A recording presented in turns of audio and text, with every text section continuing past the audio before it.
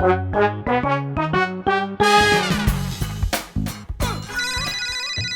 लोटन बाबू। हाँ लोटन बाबू।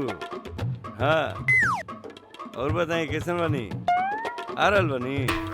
अरे आई ना, हम बहुत दिन से इंतजार कर रहल बनी। हाँ हाँ आई आई। हमार लड़का कौन बार और लड़की से आई ना।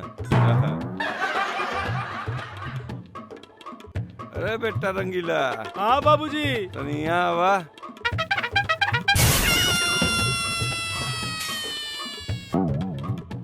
का भइल बाबूजी? बेटा देखा लड़की वाले आवत बड़ा। हाँ? लड़की तरह जौन भी पूछे हाँ? ओकर बड़ा चढ़ा के जवाब दिया। ठीक बा बाबूजी। ठीक बा, जा आप जल्दी से तैयार हो जा। ठीक बा बाबूजी।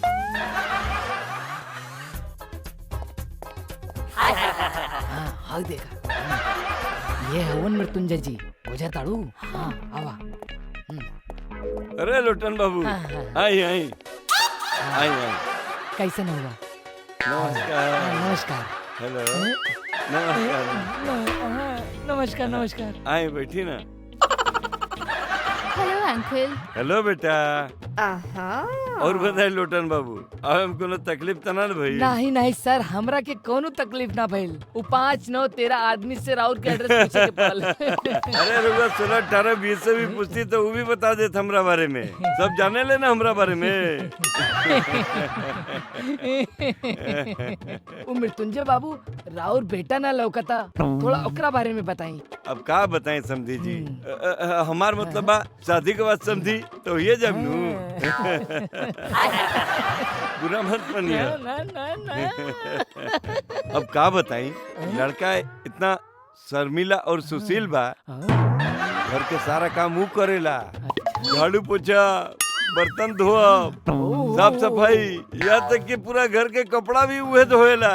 अरे वाह वाह वाह वाह, तो बहुत बढ़िया गुण बा ओकरा में। देखिए का है ना, हमार बेटी है ना, वो अमेरिका से पढ़ के आयल बिया। हम ना चाहतानी कि ओकरा के घर के कोनो काम करे के पड़े। अब सारा काम राहुल लड़का करी ना, तो हमरा बेटी के आराम मिल जाई। का बिटिया? Yes daddy. हाँ। अच्छा अच्छा अच्छा, एक काम करी ना, हमार बेटी है ना, लड़का से कुछ बात करल चाहता नहीं, ओकरा के बुला हाँ कहे ना।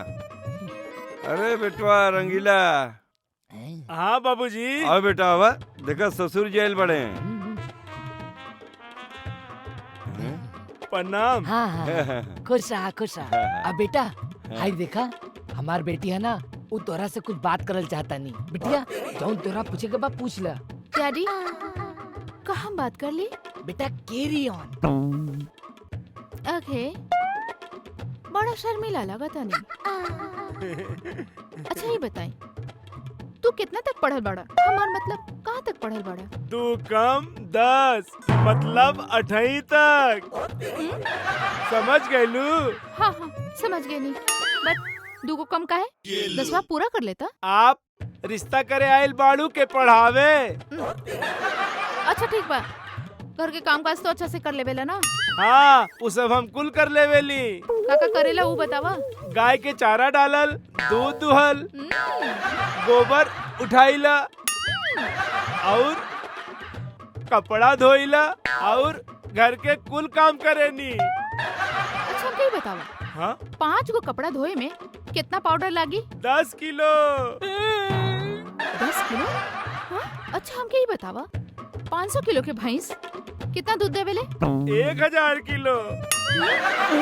अच्छा हमके ही बतावा, 100 किलो चावल में कितना नमक डालल जाला? जी 4 किलो।